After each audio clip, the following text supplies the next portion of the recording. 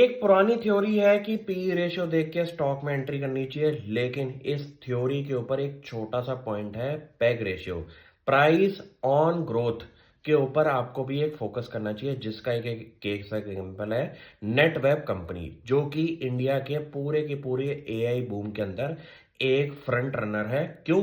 क्योंकि इनकी पार्टनरशिप है हमारी एनवीडिया जैसी कंपनीज के साथ भी।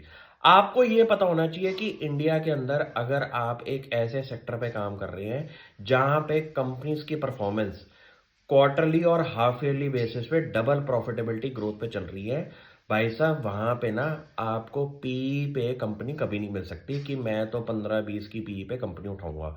ये थ्योरी तब लागू होती है जहां पे ग्रोथ रेट भी रीजनेबल लेवल पे हो और आपको पता हो कि कंपनी किस स्टेज पे काम कर रही है।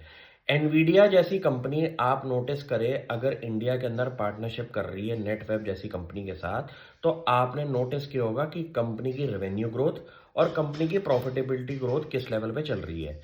हाफ ईयर नंबर्स पे अगर डबल प्रॉफिट हो रहे हैं और कंपनी अपना रोड मैप फ्यूचर का बता रही है कि हमारे को एक्सपीरियंस करेंगी ऐसी ग्रोथ रेट्स, आपको कभी भी स्टॉक लो पी पे नहीं मिल सकता।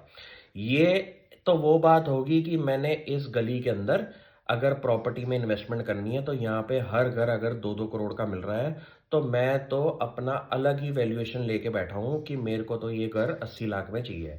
आपको ये देखना चाहिए कंपैरेबल कंपनी एनालिसिस के अंदर कि जितनी भी एआई रिलेटेड कंपनीज हैं, इस लेवल की ग्रोथ रेट अगर दिखा रही हैं तो उनकी कंपैरेबल पीई क्या होगी। इस लेवल पे आपको डाइजेस्ट करके समझना पड़ेगा कि मेरे को सस्ती पीई पे कंपनी कभी नहीं मिल सकती। क्यों?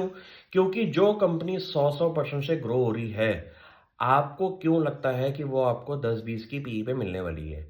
ये मेंटेलिटी, अपनी सोच दूर कर दीजिए, क्योंकि ये मेंटेलिटी वाली अप्रोच वहां यूज होती थी जहां पे आपका कंपैरिजन भी उस लेवल की ग्रोथ रेट वाली कंपनीज पे हो रहा था।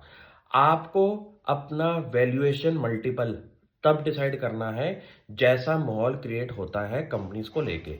नेटवेब जैसी कंपनी जो कि अपने पास इतने बड़े नंबर्स पे काम कर रही है फ्यूचर को लेके, वहां पे आपको ग्रोथ रेट जब स्लो दिखेगी तो स्टॉक में करेक्शन आएगी, अदरवाइज ये स्टॉक कभी भी आपको लो पी पे नहीं मिलने वाला। आप इसके बारे में खुद भी स्टडी करें और मुझे बताएं।